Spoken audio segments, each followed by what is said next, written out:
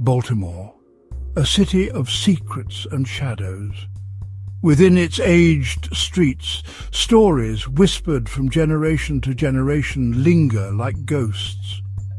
One such tale is that of Deborah Stevens, a woman known by locals as a gypsy, who read tarot cards.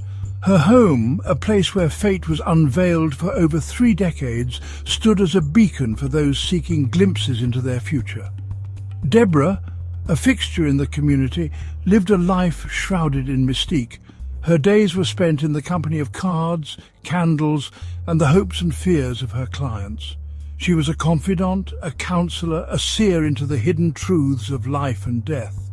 The walls of her home absorbed the energy of countless readings, each card drawn, a story told, a destiny revealed. But fate, as it often does, had a cruel twist in store for Deborah. Her life, once filled with the whispers of the future, was about to be silenced in the most brutal way imaginable. The woman who claimed to see all did not foresee the darkness that would soon envelop her own life. The air hung heavy with the stench of decay when Deborah's son arrived at her doorstep. He had been trying to reach his mother for days, a growing unease gnawing at his insides. As he pushed open the creaking door, a scene of unimaginable horror unfolded before his eyes. His mother's body lay sprawled just inside the entrance, her life brutally ripped away. The house was eerily silent, the air thick with something more sinister than the stench of death. It was the silence of a scream frozen in time, the silence of a life abruptly extinguished. His eyes, wide with terror, were drawn to the most gruesome detail of all. His mother's head, severed from her body, lay 12 feet away in the living room.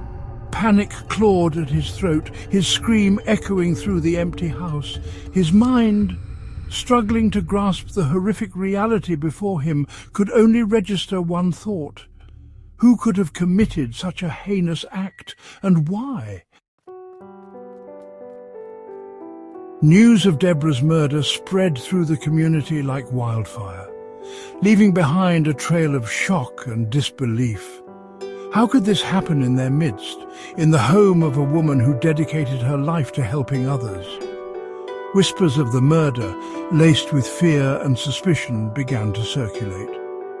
Some whispered of a man who'd accused Deborah of placing a hex on him, his anger boiling over into a violent rage. Others spoke of a darkness that had always surrounded the old house, a darkness that had finally consumed its occupant. Theories swirled like the autumn leaves, each one adding another layer of mystery to the already perplexing case. The police, tight-lipped and cautious, were baffled. The brutality of the crime scene, the chilling detail of the severed head, pointed to a rage-fueled act, a personal vendetta. But who would harbour such hatred for Deborah, a woman who seemed to have no enemies?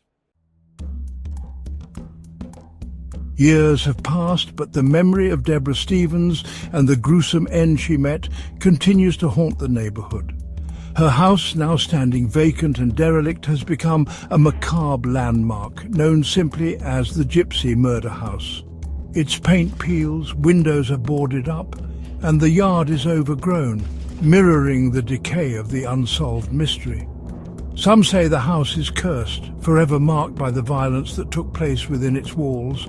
Others claim to see Deborah's ghost, still wandering the halls, searching for answers.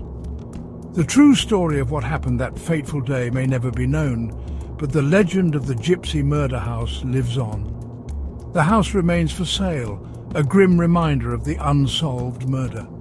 Will it be torn down, erasing the last physical trace of Deborah and the secrets she took to her grave? Or will it continue to stand, a silent sentinel guarding a mystery that continues to baffle and intrigue? The answers, like the whispers of the wind, remain elusive.